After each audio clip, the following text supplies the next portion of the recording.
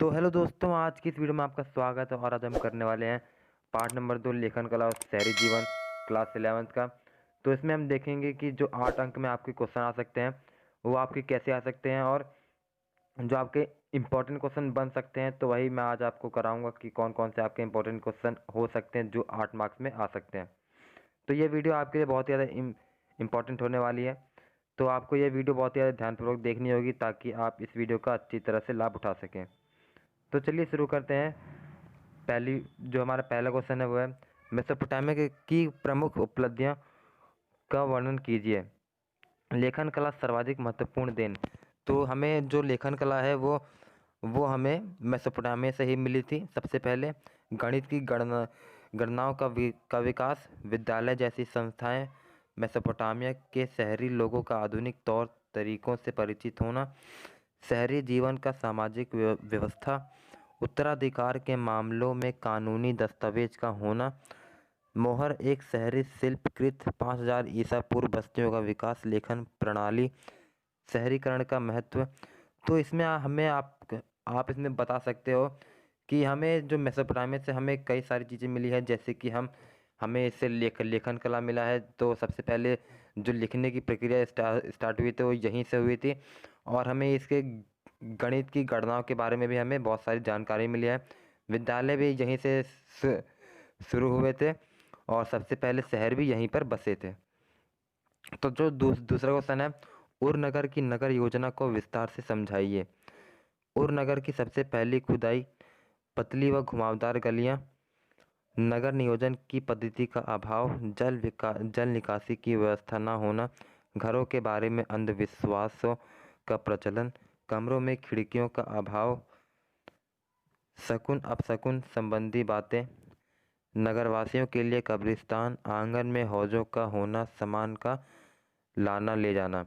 तो इसमें आप अगर शॉर्ट में देखोगे तो यहाँ पर जो उर नगर है, हमें उसके बारे में बताना होगा कि उसकी जो नगर परियोजना थी वो कैसी थी। तो वहाँ के जो लोग थे, वहाँ पे जो उन्होंने गलियाँ बनाई थी बहुत ही ज़्यादा टेढ़ी मेढ़ी बनाई थी और घुमावदार बनाई थी, और बहुत ही ज़्यादा पतली भी बनाई थी। तो उन्हें जो शहर बसाने का उन्होंने पहली पहली बार बसाया था, तो उन्हें कुछ ज़्यादा अंदाज़ा नहीं था कि वह कैसे बसती हैं, और वे शकुन अपशकुन को भी मानते थे। और उन्होंने अपने घर में ही कब्रिस्तान बना रखा था। जैसे ही कोई व्यक्ति उनके में मर जाता तो वे उन्हें उसी में दफना देते थे। और वे आंगन में हौजों का होना और सामान को लाना ले जाना।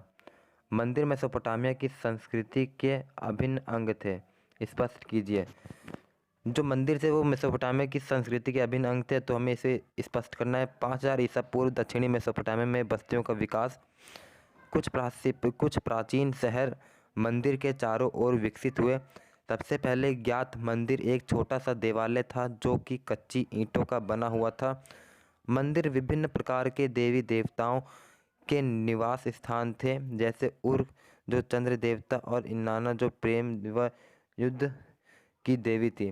कुछ प्रारंभिक साधारण मंदिर घरों जैसे ही होते थे, क्योंकि मंदिर भी किसी देवता के घर होते थे।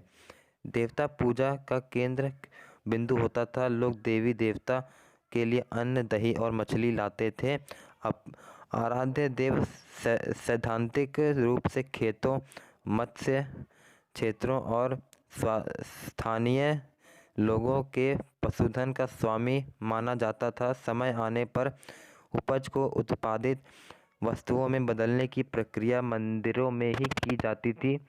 मंदिर में धीरे धीरे अपने क्रियाकलाप बढ़ा लिए। उस काल में मंदिर न केवल धार्मिक केंद्र थे अपितु आर्थिक क्रियाओं से भी जुड़े थे। तो यहाँ पर जो सबसे पहले जो मंदिर का जो हमारे 5000 ईसा पूर्व दक्षिणी मेसोपोटामिया में बस्तियों का सबसे पहले विकास हुआ 5000 ईसा पूर्व। और यहाँ पे कई सारे मंदिर भी बसे हुए थे।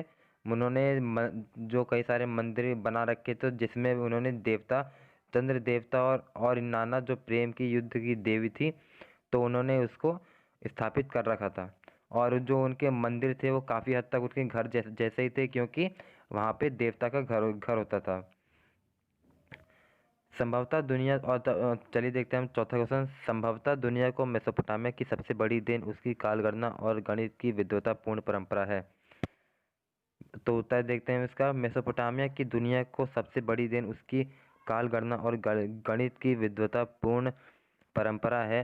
1800 ईसा पूर्व के आसपास कुछ पट्टिकाएं मिली हैं जिनमें गुणा और भाग की तालिकाएं, वर्ग तथा वर्गमूल और चक्रवृद्धि ब्याज की सारणियां दी गई हैं। मेसोपोटामिया वासियों से ही हमें ज्ञात हुआ है कि पृथ्वी के चारों ओर चंद्रमा की परिक्रमा के अनुसार एक पूरे वर्ष का 12 महीनों में विभाजन, एक महीने का 4 हफ्तों में विभाजन, एक दिन का 24 घंटों में विभाजन और एक मिनट और एक घंटे का 60 मिनट में विभाजन। आज यह सब हमारे दैनिक जीवन का हिस्सा है। सूर्य और चंद्रग्रहण घटित होने पर वर्ष, मास और दिन के अनुसार उनका हिसाब रखकर गणना की जाती थी। रात को आकाश में तारों और तारामंडल की स्थिति पर नजर रखते हुए गणना की जाती थी।